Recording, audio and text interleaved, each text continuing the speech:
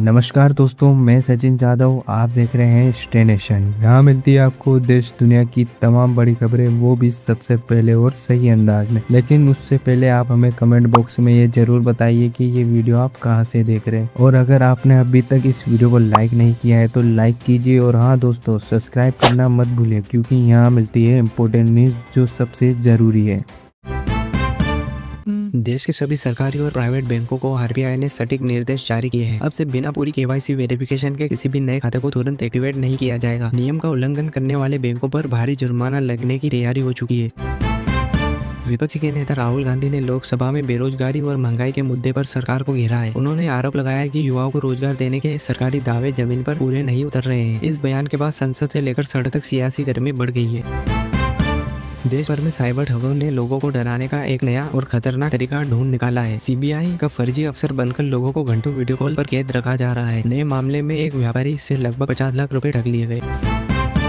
Delhi NCR में बढ़ते प्रदूषण को देखते हुए सरकार ने नए और कड़े नियम लागू कर दिए हैं। पुराने डीजल और पेट्रोल वाहनों के चलने पर पूरी तरह से रोक लगा दी है। नियम तोड़ने वाले के खिलाफ भारी चालान और गाड़ी जब्त करने की कार्रवाई शुरू हो चुकी है।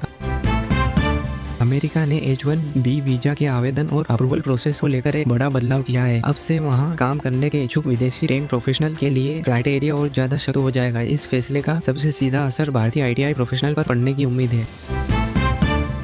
UADI ने ऑनलाइन फ्रॉड को रोकने के लिए आधार वेरिफिकेशन के नियम में बड़ा बदलाव किया है। अब किसी भी सरकारी योजना का लाभ लेने के लिए फेस ऑथेंटिकेशन को अनिवार्य किया जा रहा है। इसका मकसद फर्जी दस्तावेज के जरिए होने वाले घोटालों को पूरी तरह से खत्म करने का है।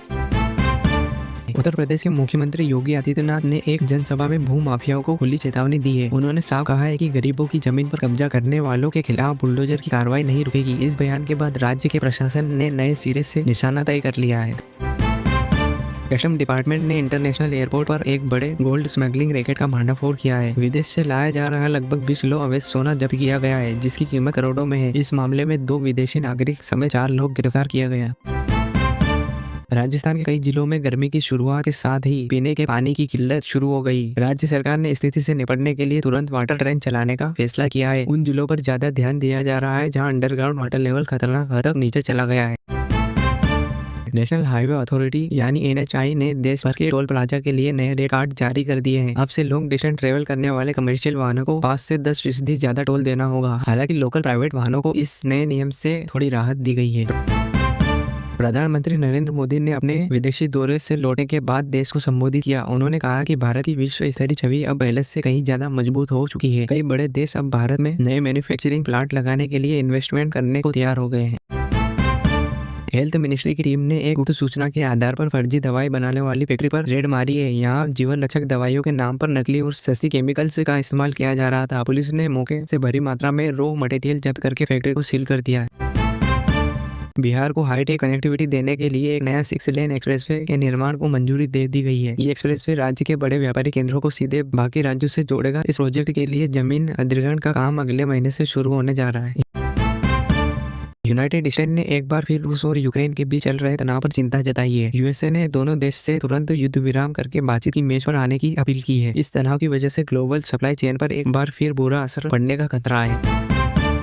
इनकम टैक्स डिपार्टमेंट ने टैक्स पेयर के लिए एक नया कंप्लायंस कैलेंडर जारी किया है। अब से आयकर रिटर्न दाखिल करते समय विदेशी एसेट्स की जानकारी छिपानी भारी पड़ सकती है। ऐसा करने पर न सिर्फ भारी पेनल्टी लगेगी बल्कि जेल की सजा का भी प्रावधान किया गया है। गृह मंत्री अमित शाह ने जम्मू कश्मीर के सुरक्षा हालात पर एक उच्च स्तरीय बैठक की है। उन्होंने साफ कहा है कि घाटी में शांति भंग करने वाली किसी भी साजिश को बर्दाश्त नहीं किया जाएगा। सुरक्षा बलों को आतंकवादी गतिविधियों के खिलाफ पूरी छूट दे दी गई है। एक बड़े सरकारी बैंक के लॉकर से ग्राहक के करोड़ों के गहने गायब होने का सनसनीखेज मामला सामने आया है। ग्राहक का आरोप है कि बिना उनकी मर्जी और चाबी के लॉकर खोला गया। पुलिस ने बैंक से CCTV फुटेज को कब्जे में लेकर अंदरूनी साजिश की जांच शुरू कर दी है। मध्य प्रदेश सरकार ने किसानों के हित में एक बड़ा फैसला लेते हुए फसल बीमा योजना का दायरा बढ़ा दिया है। अब से प्राकृतिक आपदा के कारण खराब हुई हर फसल का मुआवजा सीधा किसानों के बैंक खाते में भेजा जाएगा। इस योजना से लगभग 20 लाख किसानों को सीधा फायदा पहुंचेगा। ट्रांसपोर्ट मिनिस्ट्री ने ड्राइविंग लाइसेंस बनवाने के नियम में आम जनता को बड़ी राहत दी है। अब आपको RTI के चक्कर काटने की जरूरत नहीं पड़ेगी, बल्कि मान्यता प्राप्त ड्राइविंग स्कूल में सर्टिफिकेट लेकर ऑनलाइन अप्लाई किया जा सकेगा। इस नए नियम से भ्रष्टाचार पर भी लगाम लगी। जाएगी। पश्चिम बंगाल के मुख्यमंत्री ममता बनर्जी ने केंद्र सरकार पर राज्य के फंड रोकने का आरोप लगाया है। उन्होंने कहा है कि सेंट्रल स्कीम का पैसा न मिलने के कारण राज्य की विकास योजना प्रभावित हो रही है। इस मुद्दे को लेकर उन्होंने जल्द ही दिल्ली में धरना देने की चेतावनी दी है। इंटेलिजेंस एजेंसियों ने एक बड़े इंटरनेशनल हैकर ग्रुप का पर्दाफाश किया है जो भारत के सरकारी डेटाबेस को टारगेट कर रहा था। इन हैकर ने कुछ आम जनता का पर्सनल डेटा डार्क वेब पर बेचने की कोशिश की थी। सुरक्षा एजेंसियों ने फायरवॉल को और मजबूत करके इस साइबर अटैक को नाकाम कर दिया। राजस्थान में सरकारी नौकरियों की परीक्षा में पेपर लीक करने वाले गिरोह पर प्रशासन ने नया दंड चलाया है। इस घोटाले में मुख्य आरोपी की अवैध संपत्ति पर प्रशासन ने बुलडोजर चलाकर उसे ध्वस्त कर दिया है।